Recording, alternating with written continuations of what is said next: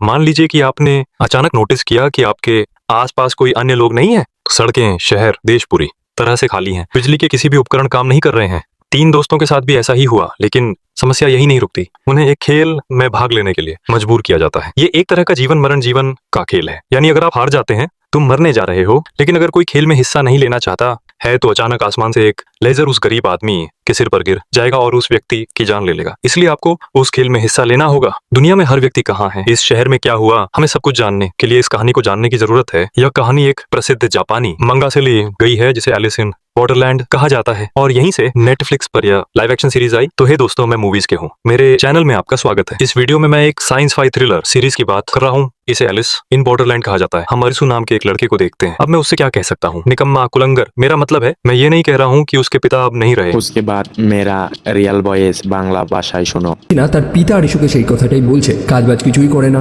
ঘরে বসে সারাদিন গেম খেলে যায়। আজকে তার জব ইন্টারভিউ ছিল, কিন্তু সেখানে না গিয়েও সে বসে গেম খেলছে। অন্যদিকে ঘরের বড় বড় দায়িত্বগুলো তার বড় ভাই পালন করছে। স্বাভাবিকভাবে পিতার ভালোবাসাটাও তার বড় ভাইই পেয়েছে। তবে আমাদের আরিশু সে কি পেল? সে পেল লাঞ্ছনা এবং পিছনে লাথি। তার পিতা তাকে ঘর থেকে বার করে দেয়।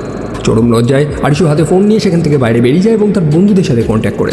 তার এক বন্ধু, যার নাম হচ্ছে কারুবে, যে একটি বারে কাজ করে। নিজের মালিকেরই গার্লফ্রেন্ডের সাথে তার চক্কর চলছে, আর যেটা নিয়ে তার মালিকের সাথে ঝামেলাও লেগে যায়। স্বাভাবিকভাবেই তার মালিক তাকে কাজ থেকেও বার করে দেয়। এবং তাদের তৃতীয় বন্ধু, যার নাম হচ্ছে ছোটা, ছেলেটা খুবই সাদাসিধে, নিজের পরিবারকে খুবই সাহায্য করেছে। 3 বন্ধু একে অপরের সাথে সাক্ষাৎ করে। স্থানটা ছিল জাপানের রাজধানী অর্থাৎ টোকিও। দিনের একটা ব্যস্ততম সময়, রাস্তায় প্রচুর ভিড়। তবে সেই ভিড়ের মধ্যে 3 বন্ধু মিলে পাগলামি করে যাচ্ছে।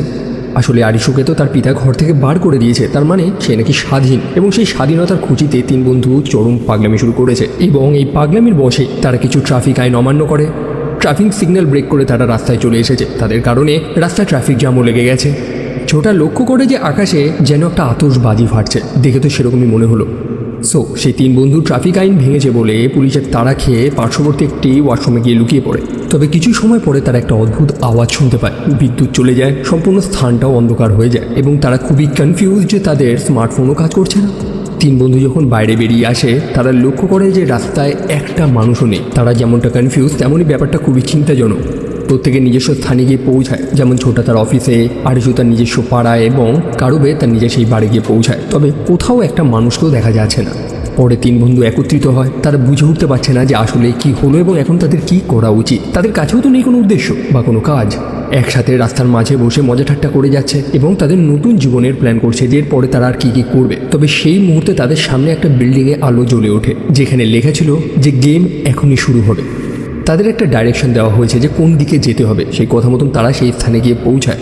একটা বিল্ডিং, সেখানে সেই বিল্ডিংয়ে কিন্তু বিদ্যুৎ ছিল। আর অবশ্যই তারা সেই খেলাতেও অংশগ্রহণ করবে, কারণ তাদের জানতে হবে যে আশেপাশে এগুলো কী হচ্ছে। বিল্ডিংয়ের বাইরে কিন্তু একটা বিএমডাব্লিউর গাড়ি রাখা ছিল। কথাটা শুনতে এখন ইম্পর্টেন্ট না লাগলেও একটু বাদে এটা বুঝতে পারবেন। সে বিল্ডিংয়ের মধ্যে কিছু স্মার্টফোন রাখা ছিল, যেগুলো অন ছিল। তাদের প্রত্যেককে বলা হয় একটা করে ফোন তুলে নিতে। তারা সেটা নিয়ে নেয়। কারুবে মনে করতে থাকে যে এই ফোনগুলোর সাহায্যে সে বাইরে কাউকে ফোন করবে বা ইমার্জেন্সি নাম্বারে ফোন লাগাবে, তবে তাদের সিগন্যালে। আসলে এই ফোনগুলোর রেজিস্ট্রেশনের কাজে ইউজ হচ্ছে। এই খেলায় যারা যারা অংশগ্রহণ করবে তাদের প্রত্যেকের হাতে এরকম একটা স্মার্টফোন দেওয়া হবে। আপনি নিজের হাতে সেই ফোনটা তুলে নিলেন, অর্থাৎ আপনি সেই খেলায় অংশগ্রহণ করলে। স্বাভাবিকভাবেই সেই 3 বন্ধু খেলায় অংশগ্রহণ করে নিয়েছে। তবে কী খেলা? তাদের মনে একটা ভয় তৈরি হচ্ছে এইসব দেখে। তারা সেখান থেকে বেরোবে বলে প্ল্যান করছে। আর সেই মুহূর্তে 2টো মেয়ে এসে সেখানে উপস্থিত হয়, যার মধ্যে একটি মেয়ের নাম হচ্ছে শিবুকি এবং আরেকটা হচ্ছে হাই স্কুল গার্ল, মানে স্কুলের এক টাইপের ড্রেস পরা একটা মেয়ে। শিবুকি জানায় যে তারা যেহেতু এই বিল্ডিংয়ে প্রবেশ করেছে, এই খেলাটা কমপ্লিট না করা পর্যন্ত তারা এখান থেকে বেরোতে পারবে না, কারণ সেই বিল্ডিংয়ের চারপাশে লেজার্স রয়েছে যেগুলো প্রায় অদৃশ্য। তারা বিল্ডিং ছেড়ে বেরোতে গেলেই মারা যাবে। শিবুকি নামক সেই মেয়েটা যেন এই খেলাটা আগেও খেলেছে বা সে জানে নিয়মগুলো। আপনাদের বেসিক খেলার নিয়মটা বলে দিই। খেলার নাম হচ্ছে ডেড অর অ্যালাইভ, জ্যান্ত থাকো নয়তো মারা যাও। তাদের হাতে একটা তাসও লাগে, যেটা ছিল ক্লাবের 3 বা চিরের 3। তারা এখন এই খেলায় অংশগ্রহণ করেছে, যেটা নাম হচ্ছে ডেড অর অ্যালাইভ। যাদের কাজ হচ্ছে একটি নির্দিষ্ট সময়ের মধ্যে তাদের সেই ঘর থেকে বাইরে বেরোতে হবে। তাদের সামনে রয়েছে মোট 2টো দরজা। হাতে রয়েছে 2 মিনিট সময়। 2 মিনিটের মধ্যে তাদের যে কোনো একটা দরজা চুজ করে বেরোতে হবে। 2 মিনিট পেরিয়ে গেলে সম্পূর্ণ ঘরের মধ্যে আগুন লেগে যাবে। তাদের সামনে 2টো দরজায় 2টো কথা লেখা রয়েছে, একটা হচ্ছে জীবন এবং আরেকটা হচ্ছে মৃত্যু। একটা সাদাসিধে মানুষ কী ভাববে? যেটার মধ্যে জীবন রয়েছে সেই দরজাটা দিয়েই সে বেরোবে। আর এই ভুলটাই তো করে একটা মেয়ে, অর্থাৎ সেই হাই স্কুলে পড়া মেয়েটা। ভুল দরজায় যাওয়ার কারণে আচমকা একটা লেজার তার মাথা ফুটো করে দেয় এবং সে মারা যায়। অন্যদিকে তারা লেট করেছিল বলে সেই ঘরে প্রায় আগুন লেগেই গেছিল। তবে তারা সময় মতন সে মৃত্যু লেখা দরজাটা দিয়ে আর একটা ঘরে প্রবেশ করে। তবে এবার তাদের সময় আরও কম দিয়েছে, অর্থাৎ 1.5 মিনিট। প্রতিটা রাউন্ডে তাদের সময় আরও কমতে থাকছে। আগের বার সেই মেয়েটার জন্য তো তারা বুঝে গেছিল যে কোন ঘরে তাদের দৌড়াতে হবে, তবে এবার তো তারা জানে না। অন্যদিকে শিবুকি নামক সেই মেয়েটা যে প্রত্যেকটা ছেলেকে নিজের ঢাল হিসাবে ব্যবহার করার চেষ্টা করছে, মানে সে অন্য সবাইকে উস্কাচ্ছে একটা দরজা দিয়ে যাওয়ার জন্য, যাতে সঠিকটা সে নিজে জানতে পারে। তবে সময়ও তো তাদের শেষ হয়ে আসছে। অবশেষে কারুবে নামক সেই ছেলেটা বিপদটা নিজের হাতে নেয়, সাহস করে একটা দরজার মধ্যে দিয়ে প্রবেশ করে এবং সৌভাগ্যবশত সেটাই ছিল সঠিক দরজা এবং তারা সময় মতন আর একটা ঘরে প্রবেশ করতে পারে। তবে এবার কে নিজের হাতে বিপদটা নেবে? এবার আরিশু নিজের মাথা খাটায়। মনে আছে তো বলেছিলাম সেই বিল্ডিংয়ের বাইরে একটা গাড়ি দাঁড় করানো ছিল, একটা BMW। আরিশুর মাথায় আছে যে সেই গাড়িটার লেন্থটা কতটা, মোটামুটি সেই গাড়ির মডেলের ব্যাপারেও তার ভালোই জ্ঞান রয়েছে। গাড়িটার লেন্থ প্রায় 5 মিটারের হবে এবং বিল্ডিংটার সামনে প্রায় 4টে গাড়ি দাঁড়াতে পারবে, অর্থাৎ বিল্ডিংয়ের একটা সাইডের লেন্থ হচ্ছে প্রায় 20 মিটার। তবে তারা যখন বিল্ডিংয়ের এলিভেটরটা ব্যবহার করছিল, মানে লিফট যখন ব্যবহার করছিল, তখন আরিশু সেই বিল্ডিংয়ের ম্যাপটা লক্ষ্য করতে পারে এবং দেখতে পায় যে সেটা একটা স্কোয়ারের শেপের, অর্থাৎ বর্গক্ষেত্র, অর্থাৎ তার প্রতিটা সাইডই সেম লেন্থের হবে। এখন তার কাছে একটা বেসিক হিসাব এসে গেছে। বিল্ডিংয়ের প্রতিটা সাইড প্রায় 20 মিটার। এখন তাকে হিসাব করতে হবে যে প্রত্যেকটা ঘরের লেন্থ কতটা। সে হিসাব করে দেখে যে সেটা তো প্রায় 6 মিটার। আর তারপরে কি, অঙ্কের হিসাব খুবই ইজি। একটা ঘরের লেন্থ যদি 6 মিটার হয় এবং গোটা বিল্ডিংয়ের একটা লেন্থ যদি প্রায় 20 মিটারের হয়, তার মানে কি হবে, বিল্ডিংয়ের একটা সাইডে 3টে ঘরই ধরবে, 3 6 18 মিটার। সো এরকমই একটা ক্যালকুলেশন করেছে সে এবং খুব সফলভাবে একটার পর একটা ঘর সে পার করে দিচ্ছে। তবে একদম শেষ মুহূর্তে এসে সব কিছু এলোমেলো হয়ে যায়। হিসেব মতন দরজা তাদের সামনে থাকার কথা ছিল, কিন্তু এখন দরজার ডান দিকে এবং বাঁ দিকে। ডান দিকের দরজা দিয়ে তারা সেই ঘরে গিয়ে পৌঁছাবে যেখানে যে হাই স্কুলের মেয়েটা মারা গিয়েছিল। বাম দিকে তো যাওয়ার কোনো রাস্তা নেই, কারণ সেখানে তো বিল্ডিং শেষ হয়ে গেছে, তাদের হাতে সময় তো চলেই যাচ্ছে। কি করবে এখন তারা? আরচি তখন ছোটার ফোনটা নেয়। আসলে ছোটা তার কাছে থাকা সেই ফোনটা দিয়ে ভিডিও রেকর্ড করছিল এবং তার রেকর্ডিংটা দেখে সে বুঝতে পারে যে সেই হাই স্কুল মেয়েটা যে ঘরে মারা গিয়েছে সেই ঘরে কোনো দ্বিতীয় দরজা ছিল না। মানে প্রতিটা ঘরে তো 2টো দরজা থাকে, কিন্তু সে ভুল করে যে ঘরে ঢুকে পড়েছিল সেখানে কোনো দ্বিতীয় দরজা ছিল না। অর্থাৎ সেই ঘরটা এবং তারা এখন যে ঘরটা রয়েছে, 2টো ঘরের মাঝখানে অবশ্যই কোনো ছোট প্যাসেজ রয়েছে বা ছোট কোনো জায়গা। সেটা ছিল একটা ছোট প্যাসেজ যেখানে সিঁড়িঘর ছিল। সিঁড়ির মাধ্যমে তারা সেই বিল্ডিং থেকে নিচে নেমে আসে। তারা সেই গেমটা সফলভাবে পার করতে পেরেছে, যার কারণে সেই বিল্ডিং থেকেও তারা বেরোতে পেরেছে। তবে যেহেতু তাদের একটু লেট হয়ে গেছিলো, সেই কারণে সেই ঘরে আগুন লেগে যায় এবং সেই আগুনে ছোটার পা একটু পুড়ে যায়। গেম কমপ্লিট করার পর তারা হাতের সামনে একটা কার্ড পায়, যেটা হচ্ছে ক্লাবের 3। তারা জানে না যে তাদের কেন এই কার্ডগুলো দেওয়া হচ্ছে বা এর আসল মানিটাই বাকি। একই সাথে তাদের ফোনে একটা করে মেসেজও এসেছে, তারা একটা ভিসা পেয়েছে। এবং কি এই ভিসা? সেই মুহূর্তে একটা অচেনা মানুষ সেখানে চলে আসে, খুবই খারাপ অবস্থা, গায়ের রক্ত, জামাকাপড় ছেঁড়া। সে তাদের জানায় যে তার ভিসা আজকে শেষ হয়ে যাচ্ছে। এটা একটা নেভার এন্ডিং গেম, অর্থাৎ এই খেলা থেকে তুমি কোনোদিন বেরোতে পারবে না। সেই কারণে সেই মানুষটা ক্লান্ত হয়ে গেছে এবং সে আর কাউকে ভয় পায় না। সেই মুহূর্তে তার ভিসাটা শেষ হয়ে যায় এবং আকাশ থেকে একটা লেজার লাইট তার মাথার উপর পড়ে, তার মাথা ফুটো হয়ে যায় এবং সে মারা যায়। তখন প্রশ্ন হচ্ছে এই ভিসাটা আবার কি? ভিসা হচ্ছে আপনার ছুটির দিন, অর্থাৎ আপনি একটা গেম তো খেলেছেন, এবার তো একটু ব্রেক তো নেবেন অবশ্যই। ভিসা হচ্ছে সেটাই। কেউ 2 দিন, কেউ 5 দিন, কেউ 7 দিনের ভিসা পায়, অর্থাৎ এতগুলো দিনের সে ছুটি পায়। এবং যার ভিসা শেষ হয়ে যাবে তাকে মেরে দেওয়া হবে। সেই কারণে ভিসা একেবারে শেষ হওয়ার আগে তাকে আরেকটা খেলায় অংশগ্রহণ করতে হবে, যাতে সে নতুন ভিসা পায়। খেলার নিয়ম খুবই সিম্পল, যে জ্যান্ত থাকতে হলে তোমাকে খেলে যেতেই হবে। তবে সবার দ্বারা তো এই খেলা সম্ভব না। আমরা দেখতে পাই সেই শহরে র্যান্ডামলি আকাশ থেকে সেই লেজারগুলো পড়ছে, বহু মানুষকে হত্যা করছে এবং দূরে একটা বিল্ডিংয়ের ছাদে একটি মেয়ে দাঁড়িয়েছিল যে সেই দৃশ্যটা দেখছিল। সেই মেয়েটার নাম হচ্ছে উসাগি, যে এই গল্পের একটা গুরুত্বপূর্ণ চরিত্র। মেয়েটার একটা ফ্ল্যাশব্যাক আমরা দেখতে পাই যখন সে তার পিতার সাথে রক ক্লাইম্বিংয়ে গিয়েছিল। মেয়েটির কিছু ব্যর্থতা দেখে তার পিতা একেবারেই খুশি নয়। তার পিতা ভাবছে যে তার মেয়ে হয়তো সার্ভাইভ করতে পারবে না, তবে মেয়েটা জানায় যে এই খেলায় সে সার্ভাইভ করবেই, সে জ্যান্ত থাকবে। পরের দিক ছোটা রাস্তায় ঘুরে বেড়াচ্ছে, এখান থেকে পালানোর রাস্তা খুঁজছে। একটা গাড়ি গিয়ে চেক করে, তবে গাড়ি তো খারাপ হয়ে পড়ে রয়েছে।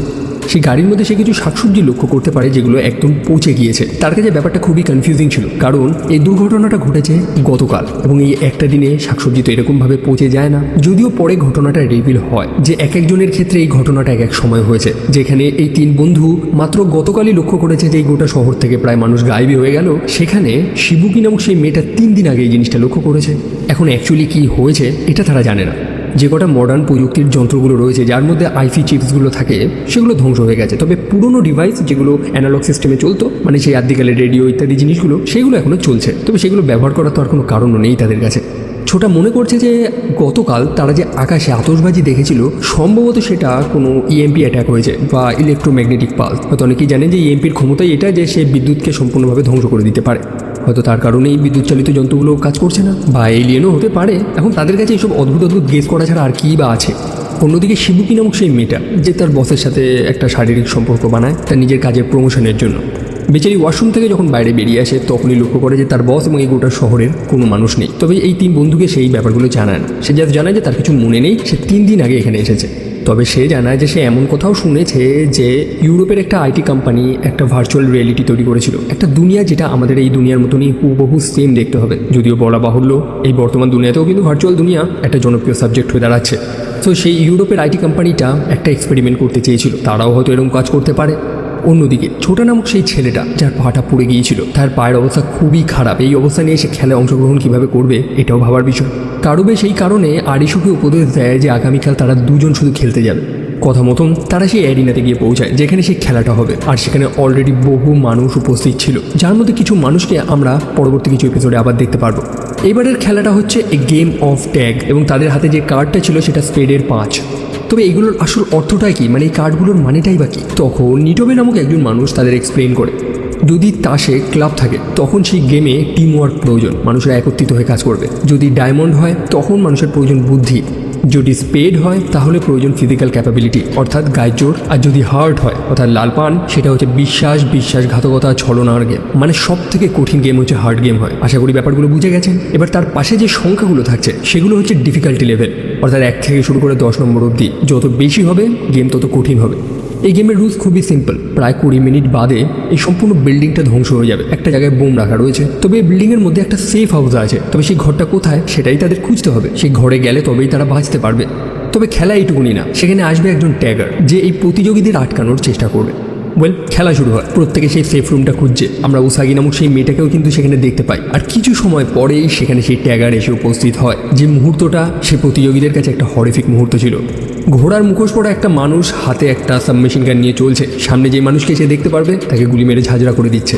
এখন এই প্রতিযোগীদের একটাই কাজ যে সেই সেফ রুমটা তো খোঁজে, একই সাথে জ্যান্তও তো থাকতে হবে তাদের। একজন মানুষ এই বিল্ডিং থেকে পালানোর চেষ্টা করছিল, তবে যেমনটা জানেন খেলার মাঝে কেউ পালাতে পারবে না, সেই লেজারের কারণে মানুষটা মারা যায়। অন্যদিকে আরিশু লক্ষ্য করে যে সেই ট্যাগারটা একটা বড় মুখোশ পড়েছিল, সেই মুখোশের কারণে তার ফিল্ড অফ ভিউটা অনেক ছোট হয়ে গেছে। অর্থাৎ সে তার সামনাসামনি সব কিছু দেখতে পাচ্ছে, তবে তার আশেপাশের জিনিসগুলো ঠিক মতন দেখতে পাচ্ছে না সেই মুখোশের কারণে। সেটারই সুযোগ তারা নেয়। আরিশু প্রত্যেককে ওয়ার্নিং দেওয়া শুরু করে, কারণ একত্রিত হয়ে তারা কাজ করলে এই গেমটাকে তারা পার করতে পারবে। সেই ট্যাগার অর্থাৎ সেই মুখোশ পড়া মানুষটা যে এলো পাথরে গুলি মারছে সে কোথায় আছে সেটা সবাইকে জানিয়ে দেওয়া হয়, যাতে সবাই সাবধানে পালাতে পারে। অন্যদিকে আগুনি নামক সেই মানুষটা কারুবেকে সঙ্গে নিয়ে সেই ট্যাগারটার সাথে লড়াই করা শুরু করে। তবে সেই ট্যাগারটাকে আটকানো তত সহজ না। একদিকে আরিশু খুঁজে যাচ্ছে যে সেই সেফ জোনটা কোথায় বা সেই ঘরটা কোথায়। আরিশু তখন লক্ষ্য করতে পারে যে সেই ট্যাগার একটা নির্দিষ্ট ঘরের চারিদিকে গুলি চালাচ্ছিল। ব্যাপারটা তার কাছে একটু সন্দেহজনক লাগে। মানে একটা ছেলে একটা ঘরের সামনে লুকিয়ে ছিল, কিন্তু সেই ট্যাগারটা সেই মানুষটাকে মারবে বলে এলো পাথরের গুলিগুলোকে নষ্ট করছিল, যেন সে সেই ঘরটাকে পাহারা দেওয়ার চেষ্টা করছিল যাতে সেই ঘরে কেউ না ঢোকে। আরিশুর মনে সন্দেহ হয় যে সেটাই হয়তো সেই সেফ জোন। তবে বাইরে চিচিয়া নামক আর একটা ছেলে দাঁড়িয়েছিল। এই ছেলেটার আচরণটা একটু ভিন্ন, তার কথা বলার ধরন, তার অঙ্গভঙ্গি, প্রত্যেকটা জিনিস দেখে মনে হচ্ছিল যে সে খুবই স্মার্ট এবং সে আগে থেকেই জানতো যে সেটাই সেফ জোন। তারা যখন সেই ঘরের মধ্যে প্রবেশ করে তবে সেই ঘরের মধ্যে আর একটা দ্বিতীয় ট্যাগার উপস্থিত ছিল। তবে সৌভাগ্যবশত চিচিয়া নামক সেই ছেলেটা ব্যাটারি দিয়ে এক টাইপের টেজার বানিয়েছিল, যেটা দিয়ে সেই ট্যাগারটাকে সেই ইলেকট্রিক শর্ট মারে। খানিকের জন্য তারা জানে বেঁচে যায়। অন্যদিকে আরিশু আর একটা ঘরে গিয়ে পৌঁছায়। ঘরের দরজাটা সে বন্ধ করে রেখেছে, কারণ বাইরে সেই ট্যাগারটা রয়েছে। সেই ঘরের মধ্যে দেওয়ালের দুদিকে দুটো বাটন ছিল, দুটোকে একসাথে প্রেস করলে তবেই সেই বিল্ডিংয়ের মধ্যে থাকা সেই বোমটা ডিসেবল হবে। অর্থাৎ এই মিশনটাকে কমপ্লিট করার জন্য মোট 2 জনের প্রয়োজন। আরিশুর এখন সাহায্য প্রয়োজন। আর তখন উসাগি নামক সেই মেয়েটা চলে আসে। সেই মেয়েটার ক্লাইম্বিং স্কিলগুলো চমৎকার এবং নিজের স্কিলগুলোর কাজে লাগিয়ে জানলা দিয়ে সে সেই ঘরে প্রবেশ করে এবং 2জন মিলে সেই দুটো বাটনকে প্রেস করে। এখন হচ্ছে সেই 2 ট্যাগার যারা তাদের মিশনে ব্যর্থ হয়েছে। আমরা দেখতে পাই যে সেই ট্যাগারগুলো সাধারণ মানুষদের মতন, যাদের গলায় একটা ব্যাজ রয়েছে যার মধ্যে বোম লাগানো। যেহেতু তারা তাদের মিশনে ব্যর্থ হয়েছে সেই কারণে সেই বোমটা ব্লাস্ট হয়ে যায় এবং একটি ভয়ানক মৃত্যু হয় তাদের। প্রতিটা প্রতিযোগীর কাছে যেমন মেসেজ এসেছে যে গেম তারা কমপ্লিট করে ফেলেছে, কংগ্রাচুলেশন। অন্যদিকে সেই ট্যাগারের কাছে মেসেজ এসেছে যে গেম ওভার, তারা ব্যর্থ হয়েছে। আগুনি নামক সেই মানুষটার এক সঙ্গী ছিল যে মারা গিয়েছে, তার কাছে একটা ওয়াকিটকি ছিল যেটা অন ছিল। কারুবে এটা লক্ষ্য করতে পারে। কারুবে শুনতে পারে যে সেই ওয়াকিটকির মাধ্যমে কেউ একটা কিছু বলার চেষ্টা করছে। সে বলছে যে the answer is in our hand, return to the beach, অর্থাৎ সব উত্তর আমাদের কাছে আছে, বিচে ফেরত চলে আসো। তবে এই বিচটা আবার কি বা এটা কোথায়, এটাই এখন কারুবেকে জানতে হবে। অন্যদিকে চিচিয়া নামক সেই ছেলেটা আর একটা মৃত ট্যাগারের পকেট থেকে একটা কাগজ লক্ষ্য করতে পারে, যেখানে একটা অদ্ভুত ছবি আঁকা ছিল। ছবিটার মানেটা কি সেটা আপাতত তো জানা যায়নি, তবে সে সেই ছবিটা নিয়ে সেখান থেকে চলে যায়। পরে আরিসু এবং কারুবে তাদের তৃতীয় বন্ধু অর্থাৎ ছোটার কাছে ফেরত যায়। তবে ছোটার আচরণটা একটু ভিন্ন মনে হচ্ছিল, যার কারণটাও খুবই স্বাভাবিক। শিবুকি নামক সেই মেয়েটা ছোটার মগজ ধোলাই করেছে। যদিও আমরা প্রথম থেকেও তো লক্ষ্য করেছি যে ছোটা নামক সেই ছেলেটা খুবই সাদাসিধে, এটারই সুযোগ নিয়েছে সেই মেয়েটা। একই সাথে ছোটা নামক সেই ছেলেটার একখানা ভয়ঙ্কর অতীতও রয়েছে। আমি ব্যাপারটা নিয়ে বিস্তারিত আলোচনা করছি না, তবে এইটুকুনি বুঝে নিন যে ছোটার বর্তমান মানসিক স্থিতির জন্য তার নিজের পরিবার, তার মা এবং তার ছোটবেলা দায়ী। সো একদিকে আরিসু এবং কারুবে তারা তো গেম খেলে নিয়েছে, তারা কিছু ভিসাও পেয়ে গেছে, মানে বেশ কিছুদিন ছুটিও তারা পেয়ে গেছে। তবে ছোটা এবং সেই মেয়েটা অর্থাৎ শিবুকি, তাদের তো ভিসা শেষ হয়ে যাচ্ছে, তাদের খেলায় অংশগ্রহণ করতেই হবে। তারা চলেছে নতুন খেলা খেলতে। তবে আরিসু এবং কারুবে তারা দুজনেও আবার অংশগ্রহণ করেছে সেই খেলাতে, কারণ ছোটা নামক সেই ছেলেটা আহত, সে ঠিক মতন চলতে পারছে না কারণ তার পাটা পুড়ে গেছিলো। তো তারপর তারা একটা বোটানিক্যাল গার্ডেনে গিয়ে পৌঁছায়। তাদের চারপাশে কিছু যন্ত্রপাতি পড়েছিল, তাদের বলা হয় যে কোনো একটা নিজেদের ইচ্ছে মতন তুলে নিতে। সেখানে কিছু হেলমেট রাখা ছিল, সেগুলোকেও তাদের পরে নিতে হয়। আর এবারের খেলার নাম হচ্ছে হাইড অ্যান্ড সিক, লুকোচুরি, যার মধ্যে একজন হবে উলফ এবং বাকিরা হবে শিপ অর্থাৎ ভেড়া। তবে এইটা ছিল হার্ড গেম অর্থাৎ লাল পানের, যার নাম্বার ছিল 7, অর্থাৎ গেমটা যথেষ্ট কঠিন।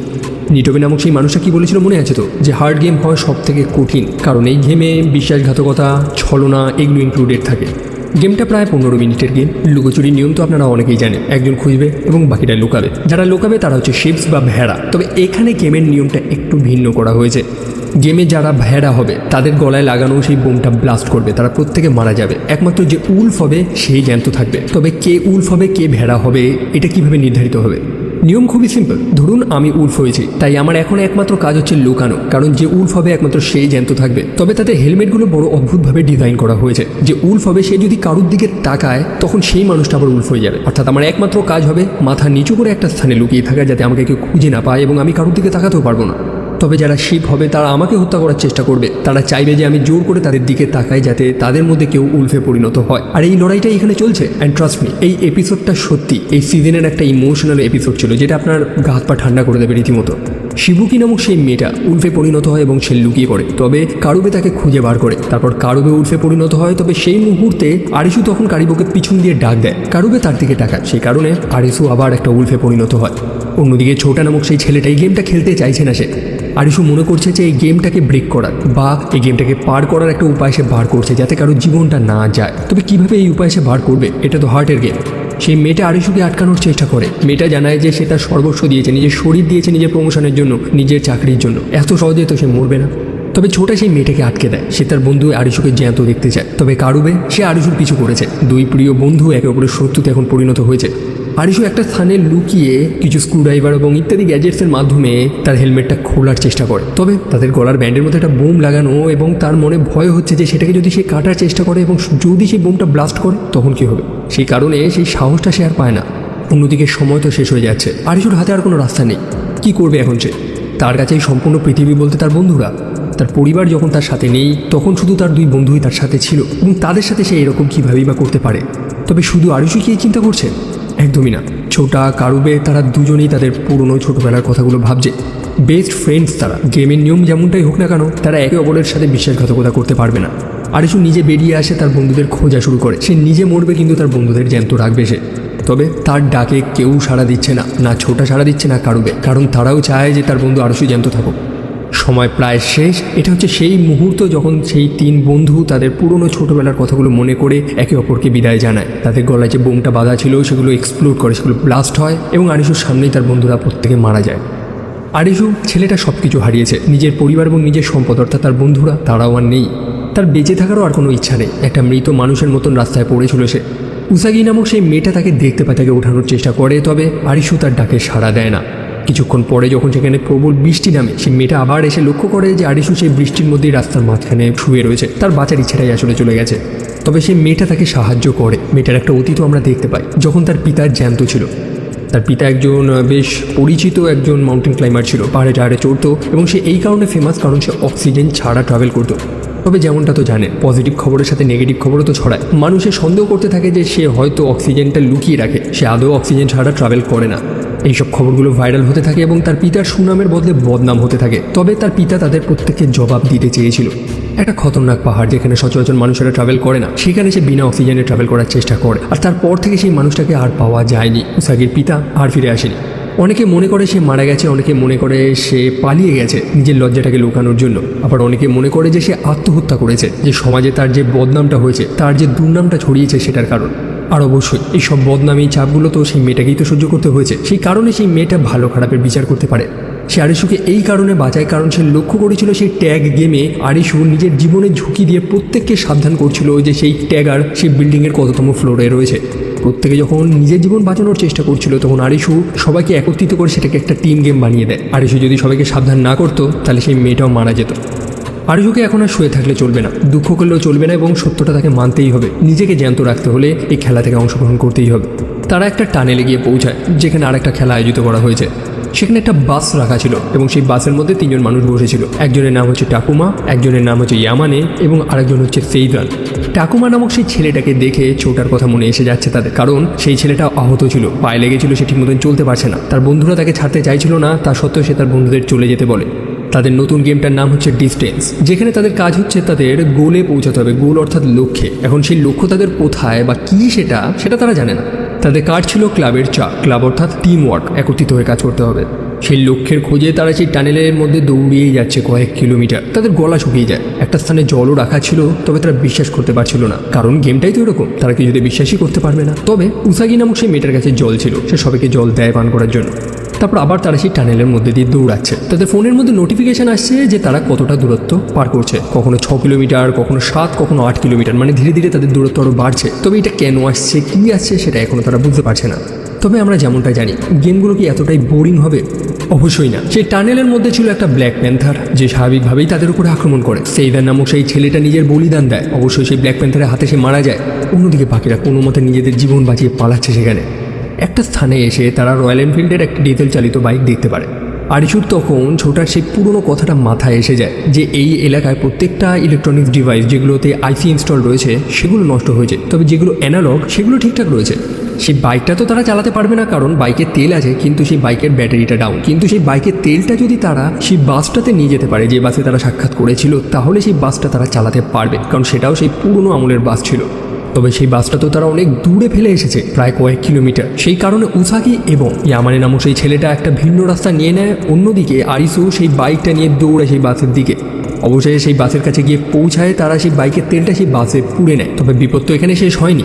উসাগি এবং সেই ছেলেটা একটা স্থানে গিয়ে দাঁড়িয়ে যায়, কারণ সেখানে ডেড এন্ড ছিল, বেরোনোর কোনো রাস্তা ছিল না। তবে আচমকা সেই স্থানটা কাঁপতে শুরু করে, দেওয়ালটা ফাটল দেওয়া শুরু করে এবং সেখান থেকে জল বেরিয়ে আসে যেন এক বন্যার মতন। দুর্ভাগ্যবশত ইয়ামানি নামক সেই ছেলেটা সেই জলে ভেসে চলে যায়। তবে সময় মতন আরিসু বাস নিয়ে সেখানে চলে আসে, যে উসাগিকে বাঁচিয়ে নেয়। তবে এখন প্রশ্ন হলো যে তাদের লক্ষ্যটা কোথায় ছিল আসলে, মানে কোথায় তাদের যেতে হতো আসলে। তাদের মিশন ছিল রিচ দ্য গোল, অর্থাৎ লক্ষ্যে পৌঁছাতে হবে। কিন্তু সেখানে যে বাসটা ছিল না, সেই বাসটাতেই গোল শব্দটা লেখা ছিল, অর্থাৎ তাদের সেই বাসে যেতে হবে। এখন আপনাদের মাথায় আরেকটা প্রশ্ন থাকতে পারে যে তাদের সেই ফোনে যে দূরত্বগুলো দেখাচ্ছিল, যেটা ধীরে ধীরে বাড়ছিল, অর্থাৎ 6 কিলোমিটার, তারপর 7 কিলোমিটার, তারপর 8 কিলোমিটার, সেটা কেন? হিসাবটা খুবই সিম্পল। তারা বাস থেকে যত দূরে যাচ্ছে সেই ডিস্টেন্সটাই তাদের দেখাচ্ছে। তারা যখন বাসের কাছে ছিল তখন তাদের ফোনে 0 ডিস্টেন্স দেখাচ্ছিল, কিন্তু যখনই তারা বাসটা ছেড়ে অন্য রাস্তা নিয়ে নেয় তখনই তাদের দূরত্বটা দেখানো শুরু করে। সেখানে 8 কিলোমিটারটা দেখাচ্ছিল, মানে তারা সেই বাস থেকে 8 কিলোমিটার দূরে ছিল। মিশন তারা কমপ্লিট করে ফেলেছে। তবে এখন তাদের জানতে হবে যে সেই বিচ কোথায়।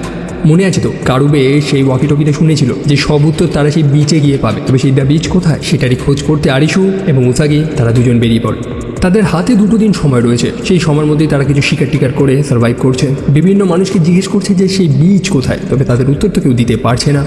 তবে অবশেষে তারা লক্ষ্য করে যে বেশ কিছুটা দূরে একটা স্থানে আলো জ্বলছে। তারা সেখানে গিয়ে পৌঁছায়। বেশ কিছু মানুষকেও তারা সেখানে দেখতে পায় যাদের হাতে অদ্ভুত এক ধরনের ব্যান্ড ছিল, এবং আরিসু এই ব্যান্ড আগেও লক্ষ্য করতে পেরেছে। সেই ট্যাগ গেমে আগুনি নামক একটা মানুষের হাতেও সেই ব্যান্ডটা সে দেখতে পেয়েছে। আরিসু এবং উসাগি তাদের পিছু করে এবং একটা স্থানে গিয়ে পৌঁছায়, যে স্থানটার নাম সত্যি দ্য বিচ। তবে দুর্ভাগ্যবশত কিছু মানুষ তাদের ধরে নিয়ে সেখান থেকে চলে যায়। পরে তাদের হুঁশ আসে, তাদের সামনে বেশ কিছু মানুষ দাঁড়িয়েছিল এবং তাদের যে বস, তাদের যে লিডার, সে সেখানে এসে পৌঁছায়, যার নাম হচ্ছে হ্যাটার। এই বিচটাকে সে একটা অর্গানাইজেশন বানিয়েছে, তার একটা দল, যাদের একমাত্র লক্ষ্য রয়েছে প্রত্যেকটা কার্ড জোগাড় করা। মানে এই যে গেমগুলো খেলা হচ্ছে প্রত্যেকে তো একটা করে কার্ড পাচ্ছে, সেই কার্ডগুলোকে জোগাড় করা। এবং মোট 52টা কার্ড জোগাড় হয়ে গেলে হয়তো তারা এই দুনিয়া থেকে আসল দুনিয়াতে যেতে পারবে, এমনটাই এই হ্যাটার নামক মানুষটা বিশ্বাস করে। তবে যে এই বিচের সাথে বিশ্বাসঘাতকতা করবে তার শাস্তি হচ্ছে মৃত্যু। খুব একটা কঠিন নিয়ম এখানে নেই, নিজের মতন স্বাধীনভাবে বসবাস করো, ড্রেস তোমাকে বিচের মতনই পরতে হবে, মানে সমুদ্র সৈকতে যেমন পরে না ড্রেসগুলো, তেমন শর্ট ড্রেস পরতে হবে সবাইকে। মানুষেরা ফুল পার্টি মজ মস্তি করে বেড়াচ্ছে। আরিশু এবং উসাগির কাছে যে কার্ডটা ছিল সেটাকেও সেই বিচের লোকেরা নিয়ে নিয়েছে। তবে সেখানে চিসাইয়া নামক সেই ছেলেটাকে দেখতে পাই যাকে সেই ট্যাগ গেমে দেখেছিলাম, সেও এই বিচের একজন সদস্য। তবে এখন সময় হয়ে গেছে নতুন গেমে, প্রত্যেকে আনন্দের সাথে চলে যাচ্ছে নতুন গেম খেলতে। যে জিতবে এবং জিতে যে কার্ডটা পাবে সেটাকে অবশ্যই তাদের বসের কাছে এনে দিতে হবে। কোথাও খেলা হচ্ছে বিস্ট হান্টার, কোথাও হচ্ছে হান্টিং কম্পিটিশন এবং কোথাও বা হচ্ছে হিউম্যান এলিভেটর। অন্যদিকে উসাগি নামক সেই মেয়েটা গেছে আর একটা জায়গায় গেম খেলতে, যেটার নাম হচ্ছে Bingo in the match factory, এবং এখানে তার তাসটা ছিল ক্লাবের 10। ক্লাব অর্থাৎ টিম ওয়ার্ক, আপনাকে দল বেঁধে কাজ করতে হবে, তবে সংখ্যা হচ্ছে 10 অর্থাৎ ম্যাক্সিমাম ডিফিকাল্টি, খুবই কঠিন। মাত্র 9টা দেশলাই কাঠিয়ে দিয়ে তাকে 24টা প্রায় অন্ধকার রুমে ঢুকে সেখানে লেখা সংখ্যাগুলো জোগাড় করতে হবে। তবে আমাদের আরিশু সে অংশগ্রহণ করেছে আর একটা খেলাতে, যেটার নাম হচ্ছে লাইট বার্ড। তার কার্ড হচ্ছে ডায়মন্ডের 4, তবে ডায়মন্ড অর্থাৎ বুদ্ধির গেম, এখানে আপনাকে বুদ্ধি খাটাতে হবে।